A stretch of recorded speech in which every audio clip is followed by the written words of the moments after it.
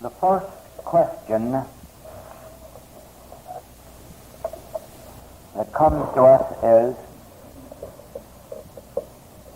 is it possible to live constantly in this realization of God consciousness? And the answer is yes. It not only is possible, but ultimately it is an absolute necessity. And it is not difficult to achieve for the person who is intent on achieving it. It does require a little practice, a little discipline for a few months. In this wise,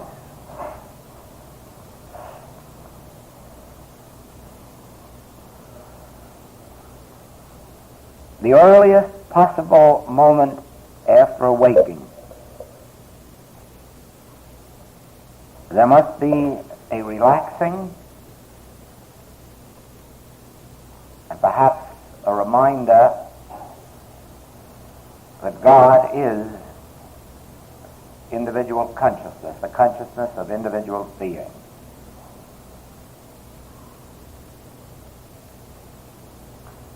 That makes us all one in Christ Jesus, in truth, in spiritual being.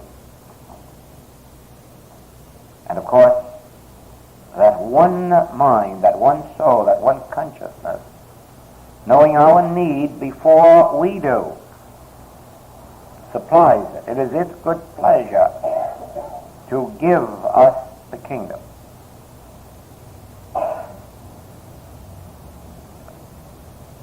And then, with just a little patience, there will come that moment of quiet, of peace, of calm, of release from the world. And then we go about our daily business.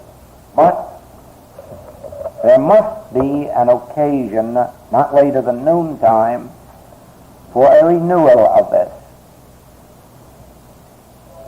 And the mesmerism of the world, the fact that the presses, the wires, the radios, the television, the whole air and atmosphere is filled with this universal fear, universal doubt, universal atheism, does impinge itself upon us if we are not careful. And for that, we need renewals. In Scripture, we learn that the Master went away for periods of 40 days. And when he came down, he healed the multitude. Yes, when he came down, he healed the multitudes. When he had filled himself full of the realization of God as his only capacity, then God, as his individual being, could bring about these healing works.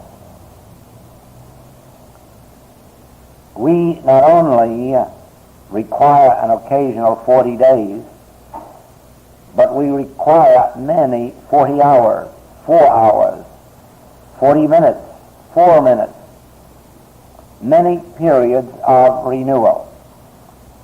And so, certainly about dinner time, this should be renewed again, and at bedtime, and as many of you already know, on waking at 2 or 3 o'clock in the morning. We awaken for that specific purpose, and yet we don't do it.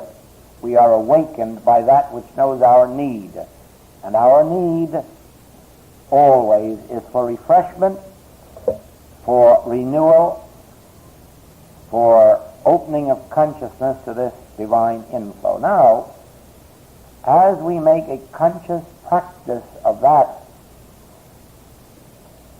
the weeks and the months slip around, and the first thing you know, you find strange things happening in your experience. You find people and you find things flowing to you that you never had taken thought for, that you had never consciously believed possible.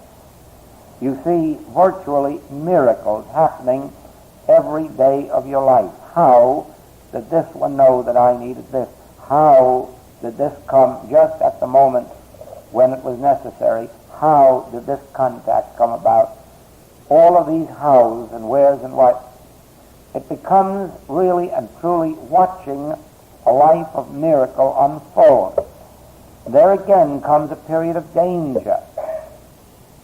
We are apt to get so fascinated with these persons and things and demonstrations as they come that we forget the source. And therein lies the danger. It is not the thing that is of importance. It is the principle of the thing that is important. Like the Master feeding the multitude. Feeding them how many times? Probably 3 in his 3-year ministry. Why only 3? Why not 33? If he had the capacity to do it once, he had the capacity to do it 100 times. Why only 3? He was revealing a principle. His interest wasn't in feeding hungry people. His purpose, his mission, was to reveal the principle of it. And in performing it 3 times for them, I'm sure he felt that if they were ever to learn it, they would learn it then. And so, in our metaphysical work, we hear far too many demonstrations of healing and of supply, and too few explanations of the principle that brought it about. We get fascinated with the demonstration. We get fascinated with the supply that comes in, or the new ideas that come, or the new harmonies that come into our experience, and we forget that they are only the added thing. And if we get messed up again in those forms and effects, we will lose the principle.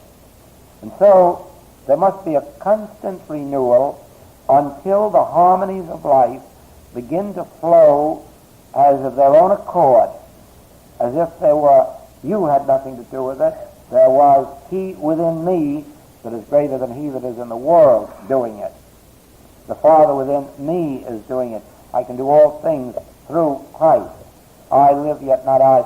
Christ is doing this thing through me, or as my very being.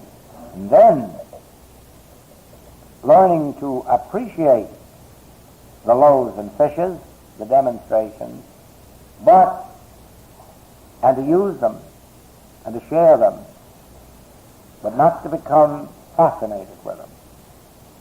Live only in the awareness of the principle, and these things, these bounties, will fulfill themselves day by day, and we will just use them, pass them on, share them, and enjoy them, but not be concerned with laying up where moth and rust doth corrupt. Now, on that subject,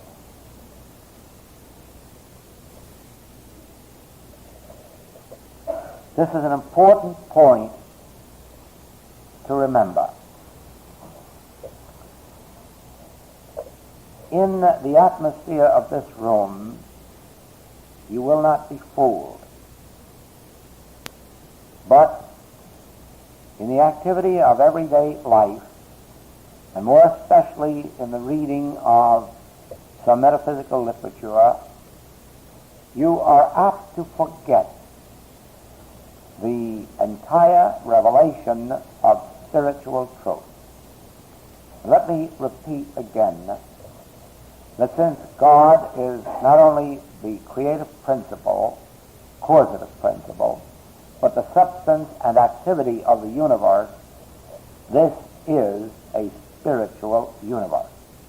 And it is perfect, it is immortal, complete, harmonious, God-governed, spiritually governed, protected, maintained, sustained. Every individual on the face of the globe is God itself in manifestation, in expression, in individualization. God itself, the one life, the one mind, the one soul, the one substance, the one law, the one activity appearing on earth as man. And we can all accept that sitting here in this room and in this atmosphere. It is only when we go out on the street tomorrow and mix in the business world and find the appearance of sin, disease, death, lack, limitation, that we are apt to turn to our metaphysical thought and say, oh, this is an illusion. Oh, this is unreal. Let's disregard it. Let's forget it. Let's pay no attention to it. Therein lies trouble. God and God's creation is not unreal and is not an illusion. The manner in which we behold God's creation constitutes the illusion. And so the illusion is never out there. There is no illusion out there to be wrecked. Almost everyone in the metaphysical world who has been touched by Oriental teaching has, I say almost everyone, has been wrecked on that very point of Maya or illusion. Because in 99% of all Oriental teachings, this world is an illusion. And this world is not an illusion. This is the world that God made and found to be very good. The illusion is our concept of this world. And our concept is not out here to be got rid of, to be destroyed, to be overcome. Our concept is always an image in thought, a belief in thought. And therefore, to make the remark or to accept the belief that our body is an illusion is to become a party to suicide. To accept the belief that this world is an illusion is, at least in belief, to separate ourselves from the good things of this world. Please remember this. I am not an illusion. I am God. Please remember that I is just as much God when it is appearing as individual you and me, or individual he, she, or it. It is still the one life, the one mind, the one soul. But if I look out here and see sickness, sin, disease, lack, and limitation, I am certainly seeing an illusion, but the illusion isn't out there. Out there is God expressed. The illusion's up here in my misperception. Where is the water on the road in the desert? Out there on the road? Oh, no. That illusion is not a physical thing. It is a mental mirage, isn't it? Sure. That water has no existence out there on the road. Out there on the road is the normal, natural creation of God, or creation of nature, creation of the road. Out there is sun, air, sand, cement. That's not an illusion. The water on the road is the illusion, but there isn't any water on the road. And so the illusion exists up here in our misperception of what's out there. And so where do you think the disease is? In a person's body, in a person's mind, in a person's thought, in a person's being? Why, the disease exists as an illusion in mortal thought, in mortal belief, never externalized. Please remember those two words, never externalized. There is no such thing as an externalized mortal man, or an externalized mortal disease, or an externalized poverty. Those are beliefs that exist only as an illusion, as an illusory belief, as a suggestion in mortal thought, and they are not corrected out here in your patient. They're corrected in the practitioner's thought, consciousness, awareness. That is why when the people went to Jesus, they were healed. He didn't say to them, read 12 pages of this book. He didn't tell them to go to church on Sunday to get a healing. He said, what did hinder you? What power is it apart from God? That was his answer. Now, in the same wise, when you go to a practitioner, the activity of truth in the practitioner's thought will bring about the healing. What is the activity of truth in the practitioner's thought? Why, this whole thing is illusion. Where? Out here? No, in mortal belief. I don't have to tell this patient to be better. They're already spiritual. I don't have to tell them to be healed. They're already healed. I don't have to tell them what to do to get healed. I must know that nowhere in heaven or on earth is there a mortal man or a mortal condition.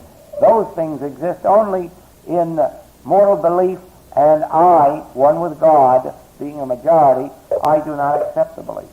And if the practitioner does not accept the belief, the patient is healed.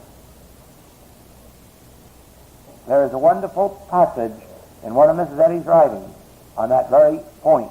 When the practitioner realizes the truth, the patient is free. Believe me, that is a law.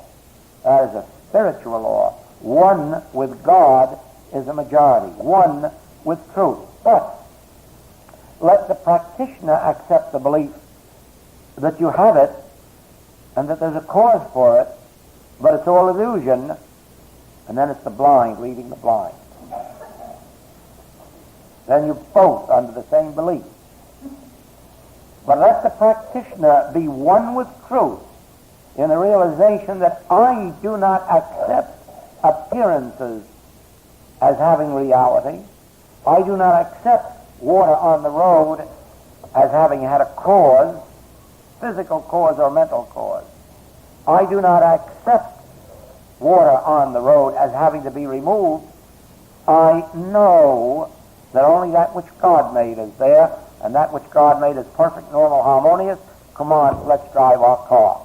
And so, the practitioner, in the realization of God consciousness, cannot see a mortal, cannot see anyone requiring healing, saving, reforming, or improving.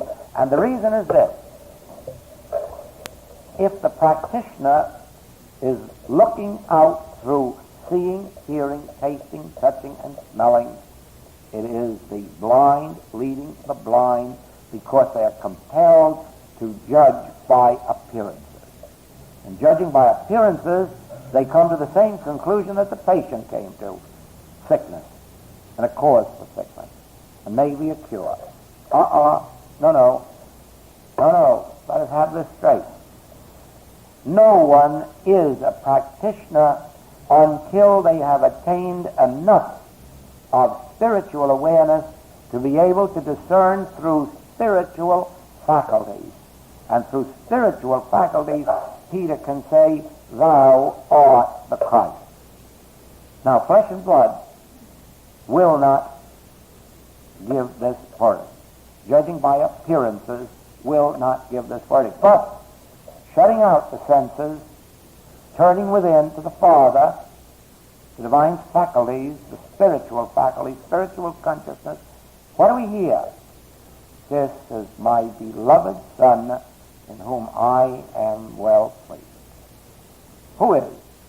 Whoever the individual may be, that turns for help. Anyone who turns to spiritual means for help, of them it is revealed, this is my beloved Son. As a matter of fact, those who do not turn are in their true being that same Christ. But not having awakened even to enough of their identity to realize the need of spiritual awakening, they will be like the prodigal. They will remain separate and apart from the Father's house and separated from the royal robe and jeweled ring, emblems of spiritual airship. Now then, for one to make statements of truth like, oh, you are spiritual, you are perfect, or, oh, of course you know it's unreal, never happened. All of those things are without power in the healing ministry. Not only that, they're apt to make us worse off than we were before. This mouthing of metaphysical truth through the mind, through the mouth, through the lips, in words, is more dangerous than relying on good materia medica. When we turn for spiritual help, let us turn in a spiritual direction where someone of spiritual vision can behold us in our true identity and not merely throw quotations at us from metaphysical books or the Bible. Believe me, those quotations that are so often thrown at us are dangerous to the one who's throwing it and to us, because it leaves us without spiritual help or material help. God is spirit, and spirit can only be spiritually known, understood, and revealed. And so only Peter, in his enlightened state, can say, "Thou art the Christ."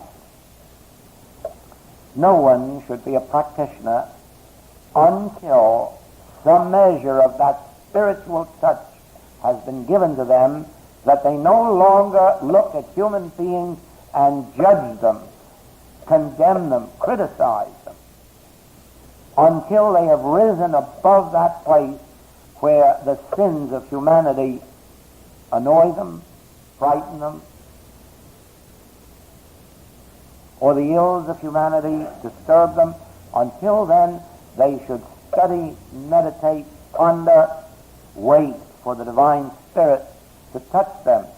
Then, when they go forth into this world, they can go among lions, they can go with the lion and the adder, and be not harmed, and even render them harmless. Then only can the lion and the lamb lie down together, when there is an innocency, not a human one, a spiritual one. When the individual in their own being looks out and beholds only God as the soul, the spirit of individual beings. Oh, of course, sinners come, saints come, sick people come. What difference does it make what they are or seem to be in their humanhood? Even the saint needs healing of saintliness. Even the harlots will get to heaven before John the Baptist. Even the saints need healing of their saintliness. Why? There is no such thing as personal goodness. There is no such thing as personal wisdom. There is no such thing as personal qualities of good. All good is God. God is all good, and God is the only good. Why callest thou me good, or spiritual, or wise? It isn't true. God is spirit, God is wisdom, and God expresses its wisdom as our individual capacity, and that is why our individual capacity is infinite, only because it's God's capacity. Let us not forget this. When beholding error in any form, do not think of it as an illusion out there. Do not think of it as something to be removed, healed, or corrected, or reformed out there. Remember, the only place for all this correction is in the mind of the practitioner. And when the practitioner, through spiritual discernment, can say, "Thou art the Christ. Thou art the Son of the Most High." Whether he's talking to the woman taken in adultery, or whether he's talking to the man tied up with arthritis, or the beggar on the street, or the alcoholic. Only when the practitioner can say, "Thou art the Christ, the beloved of God," then can healing appear, but not because of this affirmation, not because of this quotation, but because of an inner vision that enables the individual actually to see and behold the good at the center of this individual's being. Do you see why I say God cannot be known through words or thoughts? God must be experienced. And when you experience God, you understand God as individual beings, and then you'll understand why, if you say that you love God whom you have not seen, but do not love your fellow man whom you have seen, you are a liar. Why? Is there a God aside from man? No. No. The only God there is the God that appears to us as individual you and me. And when we behold anything else, that is the illusion, but the illusion isn't out there. The illusion is in our false sense of what is out there. Is that clear? Now, when a healing takes place, you will realize that while it appears again to our human sense as an improved body, or an improved health, or an improved pocketbook, actually that also is not there. That is merely our interpretation of what is there. What really is there is God made manifest, and we are beholding more of that godliness, only we are beholding it again in the language we understand. It may be French or English, it may be improved health or improved wealth, but it isn't those things. It is the activity and presence of God that we're beholding. So every healing that you witness is really more of God that you are beholding, and therefore it means that your spiritual capacities have been enlarged. That is why we have experiences such as one that I had recently of a lady who had been very, very ill for a good many years and who knew herself to be an atheist. But her friend told her that Mr. Goldsmith could give her help. Oh, she doubted that very much. But this particular day she was in such pain, and this had been going on, remember, for close to 30 years, that, well, she decided to ask Mr. Goldsmith, "Do you think you can help me?" And Mr. Goldsmith said, "Probably so, if you want it." "Well, yes, I do." And the next afternoon, the friend called up the lady and had a conversation with her in which the lady mentioned nothing about her health until she was asked. "Oh," she said, "that's a strange thing. You know, during the night, this entire condition left me, and there isn't a trace of it. I was trying to figure it out, and I realized, you know, this is nearly 30 years. It was just time for it to go."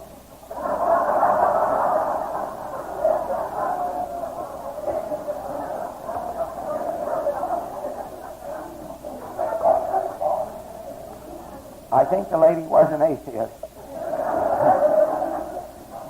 It takes vision. It takes vision to behold the Christ, spiritual vision, and it takes spiritual vision to ask for a spiritual healing, or healing through spiritual means, but it also takes spiritual vision to recognize when you have been healed by spiritual means. Oh, you think it's funny, perhaps? I don't anymore. The amount of people who have beautiful healings and then agree that, you know, it's a strange thing how that happened. It was time for it to happen. Or, I wonder what did it. There's an answer to all that. And the answer is that flesh and blood did not reveal to Peter that Jesus was the Christ. It was spiritual vision. And it will be spiritual vision on your part when you select a practitioner, not because you've been recommended to him, not because somebody says he does miracle healing, but because something within you says, this is the practitioner to whom I should go. Or when you select your teacher, not because he's advertised, not because somebody says you ought to go to his class or miracles, But when something within your own being says, this will be my teacher, then you have a measure of spiritual vision. Then when you are healed, you are apt to recognize that it is a spiritual healing, and that means this: not merely that a fever was reduced or a lump removed. No. You will recognize that what happened was a degree of spiritual enlightenment in you that appeared outwardly as a greater sense of harmony. Now that's the secret of spiritual healing. A spiritual vision inwardly appears as health and harmony outwardly. At first, it is the spiritual vision of the practitioner or teacher that appears as the health and harmony of the patient, although it is true that the healing will usually not take place unless there is some measure of spiritual receptivity in the so-called patient. But even if it does, as in the case of our friend, it was purely the vision of the practitioner and without any help from the patient. But whether those healings are held or not, only time will tell. Jesus says after the healing, go and sin no more. Don't go back to that same state of consciousness, because the worst thing may come upon you. But remember, when you rightly recognize the nature of a spiritual healing, you will not give a testimony that I had a cold and got a treatment and was healed. You will not give a testimony that I was ill and had a treatment and got well. Your testimony will be, I had a realization of the Christ. And there was no more illusion. Now that is the secret of spiritual healing. Don't look for results in the physical body. Look for an activity of the Christ in your consciousness, and then when you look at your body, it will be all right. Or your business, or your pocketbook. And that brings us to a point that should be touched on here. There's only one legitimate demonstration on the path of the infinite way, and that is a demonstration of God's presence. There is no other legitimate demonstration. All so-called demonstrations of health, wealth, harmony are but the effects of the one demonstration. It is literally true that thy grace is my sufficiency. Now let's take the word sufficiency. Sufficiency of health, sufficiency of supply, sufficiency of opportunity, sufficiency of joy, sufficiency of peace, protection, safety. Yes. What is my safety, my security, my health, my supply, my opportunities? Thy grace. That's all. Thy grace appears as my sufficiency of health, harmony, wholeness, completeness. Therefore, I have only one demonstration to make. The demonstration of thy grace. Because that grace is my sufficiency in all things. In all things. Thy grace. Let us remember that one prayer, one realization is sufficient. The statement will do us no good, and reciting it 1,000 times will do us no good. But a realization of that truth, that our only need is thy grace, and the realization of the presence of that grace will appear as our sufficiency in all things.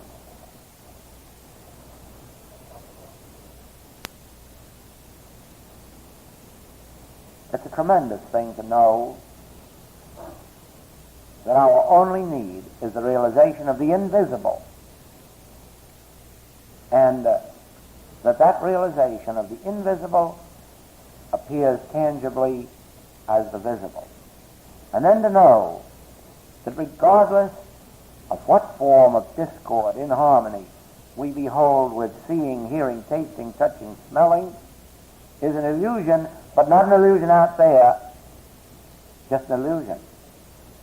And not an illusion that has to have something done to it. The realization alone that it is illusion is a realization that it has no substance, no law, no cause, no activity, no form, no effect. Isn't that enough to know?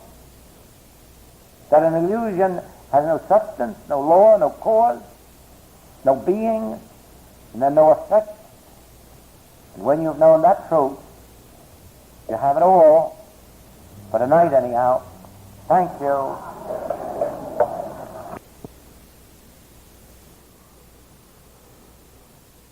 Aloha, students. This is Joel again in Hawaii. And now that you have heard the first and second tapes of this Honolulu closed class, which becomes a part of the class and practitioner work,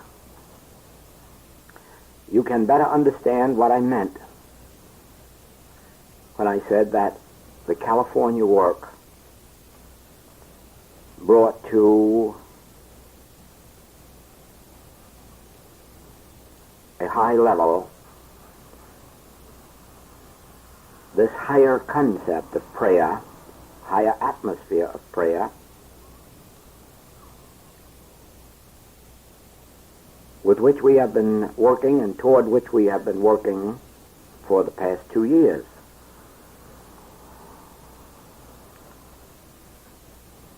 In this tape, you have seen higher concept of prayer and higher concept of treatment. And this next step that I would like you to see is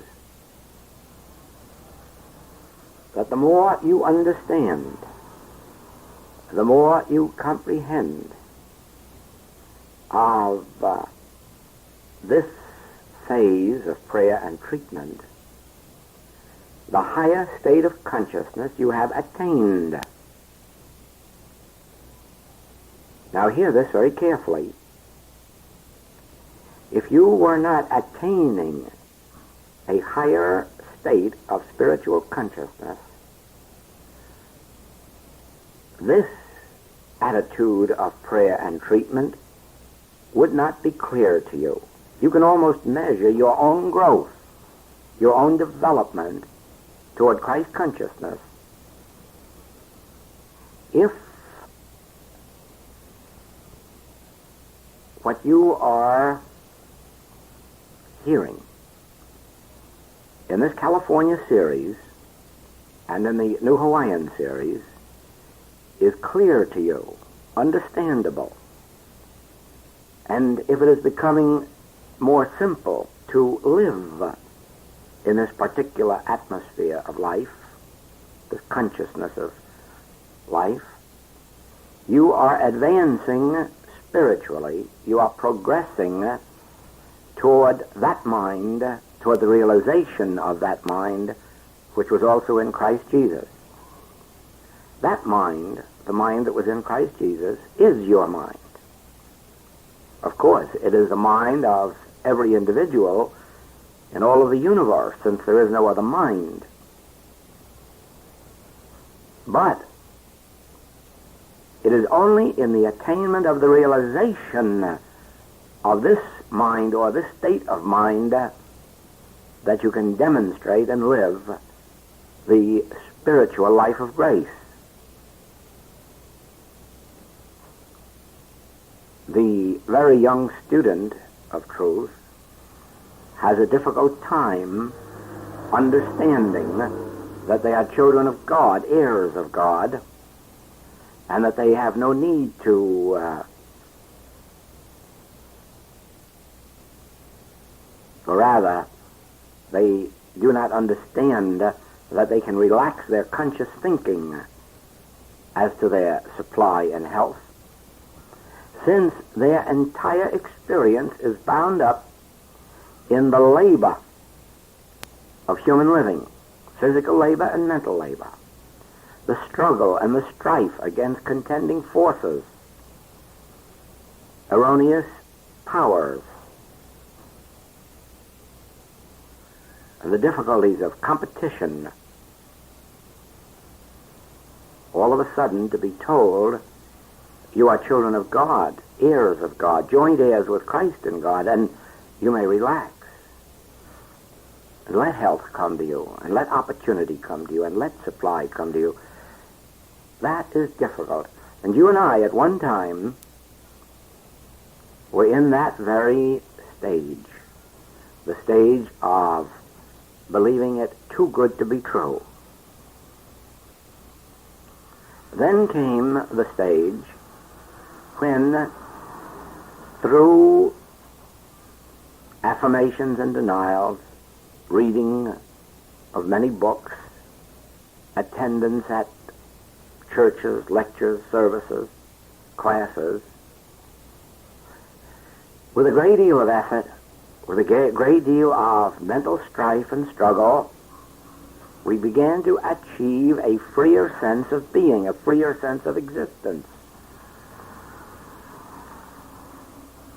That was a sign of our spiritual development.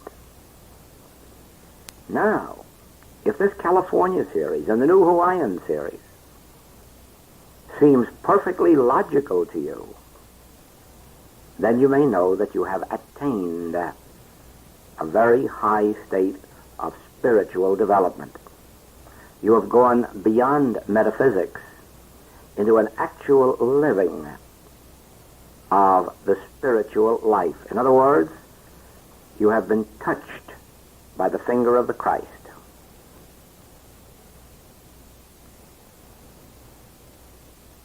From here on, it will be easy, a very easy matter, for you to realize that without taking anxious thought, without concern, without any struggle or strife, that you may very soon attain the consciousness which is being unfolded to you. I think at this point that I can tell you the direction in which we are going. And I think you will grasp it. It isn't that you haven't heard this from me before or read it in the works, but I know much more than you can realize that what I'm about to tell you, even if you remember reading it or hearing it, was nothing but an idea in mind, probably a vague hope. Here is the direction in which we are going. The real truth is this: there are no laws or powers of error. There are none to combat, none to fight, none with which to struggle. It is somewhat like swimming. If you can't swim, or if you're a poor swimmer, then you know the struggle to keep afloat. You know the struggle to get from where you are to that point 100 yards away from where you are. But if you are a swimmer, this must make you smile. For you already know that there is no struggle to stay afloat. That is the function of the water, to hold you up. There is no effort to swim 100 yards. It is the most normal, natural thing in the world to glide right through the water without fight, without struggle. Ordinarily speaking, I mean, where there are no wild storms. You would be surprised how simple a matter it is to get through the water, and even where there are storms, and even where the distance is long, to do it without any exertion, since it is possible to rest continuously while swimming. Now, every swimmer knows that this is true. You not only swim, but you rest while you are swimming. Why? Because with every stroke, the body glides through the water of its own accord, that is, on the impetus of the stroke, without any further effort. And by the time the next stroke is required, you have been rested from the last one. It is really as simple as all that. Well, so it is in this higher atmosphere of the spirit. There is no effort involved. The Spirit itself upholds us. The Spirit itself rests us. The Spirit itself maintains and sustains us. Without our praying, without our treatment, without our mental work, just of its own accord, by the virtue of grace, it supports us, it upholds us. It maintains us unto eternity, not just for 80 years and 10, but unto eternity. There is no end to our capacity to live if we have learned to be supported by the Spirit, to live on the Spirit, in the Spirit, and through the Spirit. And the reason it is so simple is that the Spirit has nothing to contend with. There are no laws of disease. There are no laws of limitation, no laws of lack. There is only one law, and that is the infinite law of God, good. No law of disease. The only law is immortality, eternality, resurrection, ascension. These are the only laws in spirit. And now you, if you really catch a glimpse of what is in the California series and the New Hawaiian series, you are already entering that state of consciousness in which you will not have to use mental powers. You will not have to use a mental power of good to overcome a mental power of evil, or a physical one. You will not have to use powers at all. The powers will uphold you with no effort on your part. This will help you understand why I write in my letters to you, relax, rest. Relax, rest. Relax in the Spirit, rest in the Spirit. There's only one power. There's a power to uphold you, but there is no power to push you down. Just as in the water. Any swimmer will tell you that there is no power in the water to push you to the bottom. On the contrary, once you understand the principle of the water, it is virtually impossible to sink. The water will not let you get down very far. It not only holds you up, but if you start to go down, it pushes you up. The water has a buoyancy of its own, and the power of gravity does not operate there, nor does it in spirit. In spirit you have only one power, the upholding, sustaining power of grace. You see, in the higher atmosphere of treatment, you find treatment to be much more simple than in the earlier stages, and in the higher atmosphere of prayer, where you virtually relax all taking thought,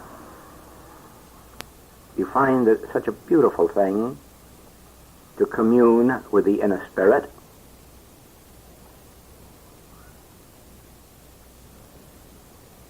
And through this, you prepare yourself for the ultimate experience, which to some few of you has already come, and to most of you, who are our earnest students, will soon come. That is, the actual God contact, the actual God realization the actual living in and of the soul. You have been brought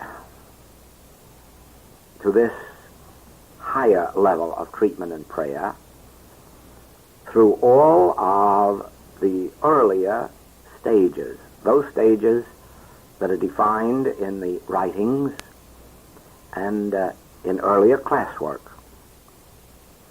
And through the writings and all of the earlier classwork, the consciousness of the teacher, the consciousness of the Father, has been sustaining you and leading you and drawing you to this point of individual revelation.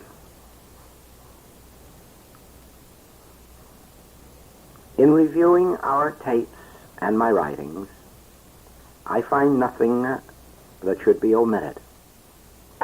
I find that with every step of the letter of truth, you have likewise been given a spirit, or the spirit of truth, the consciousness of truth, to support your forward steps. And that will ever be. Regardless of how high we go in unfoldment, there will be whatever of the letter of truth is necessary and the accompanying lift of the spirit of truth. Only, I expect that with each successive year, your individual foldment will carry you higher and higher until you touch the very tip of heaven itself, which is within you, and which more and more each day you are realizing. And so, from our beautiful Hawaii, aloha, this is Joel.